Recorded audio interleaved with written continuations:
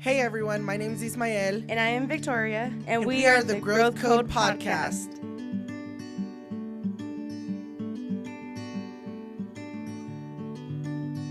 My name is Eli Arellano. I'm an artist based in Colorado. A lot of my paintings over time has evolved. It primarily focuses on Selena Quintanilla. And after experiencing life and some challenges, I started going within and capturing self-portraits, and I want to share some of them with you guys today. Howdy, I'm Eli Arellano. And today we're coming to talk about mental health awareness and how far Eli has came, and to talk about all of his artwork that you see here on the wall, and to dig in a little bit deeper of his story and get to know a little bit about him. Alrighty, so our first question that we have for you is, tell me a little bit about yourself and your story. Yeah, so I'm an artist based in Colorado Springs. I started drawing since, honestly, I was probably around 10 years old. It's something I've kind of carried on with me throughout my life, and through high school I kind of became more serious about art. It wasn't until 2020 when life kind of hit me and my art style shifted. So right now I'm trying to pursue my dream as becoming a full-time artist. That's amazing. Thank you. Beautiful. Thanks. I definitely seen your work change over the years. Yeah. From, I feel like before it was you were just drawing to draw and kind of what was out there, you know. Now it's more personal and it has a story behind it, and Absolutely.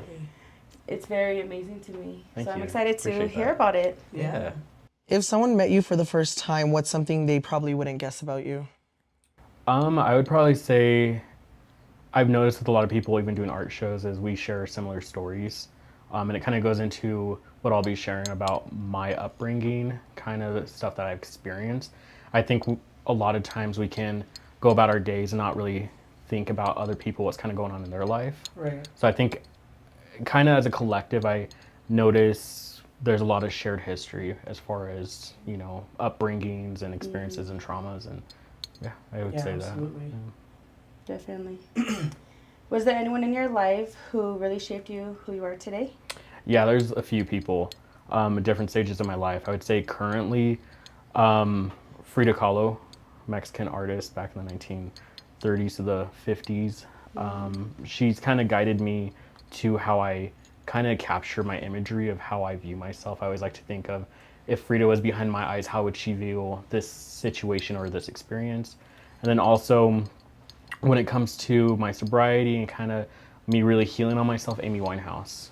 But yeah, there's other people in my life, like my mom, I think, with my strength of sharing stuff, and then also my last relationship, that through the experience of like the feeling of love and kind of losing that kind of inspired me to kind of go within myself to kind of dig deeper, and that kind of caused a domino effect into my art.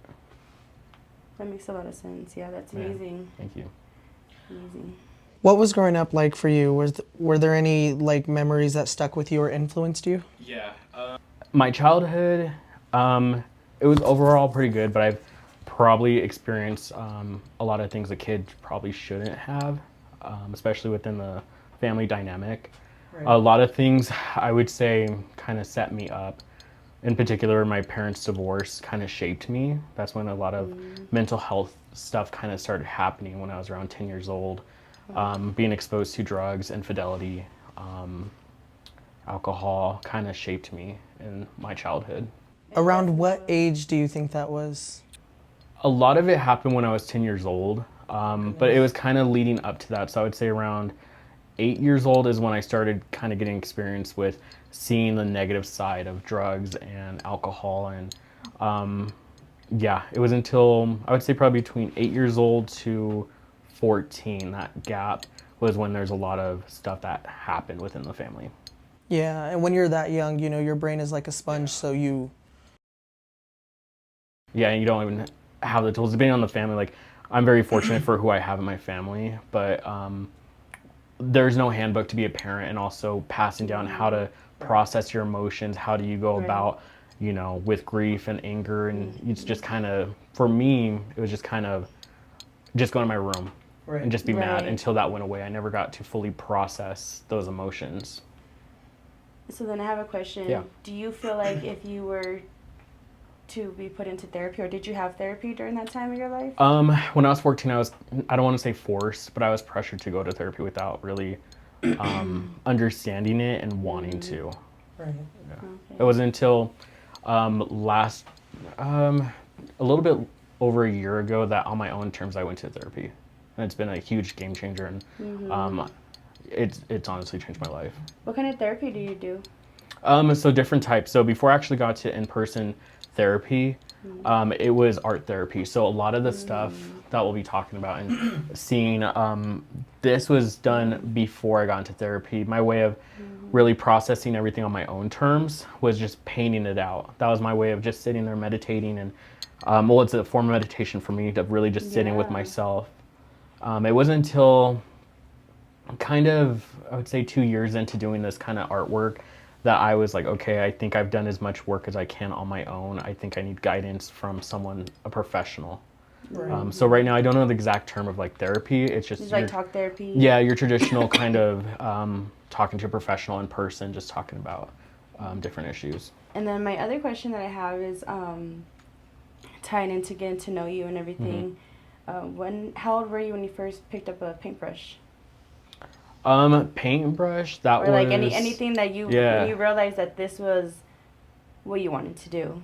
Definitely when I was a kid. I mean, I think I had a very shared of I wanted toys, but it was until I was around like 8 or 9 that I'm like, Crayola is like my best friend. And I was, every time I go to the store, I was down the craft store or the craft aisle of like colored pencils, markers, and then actually painting, like hand brush. That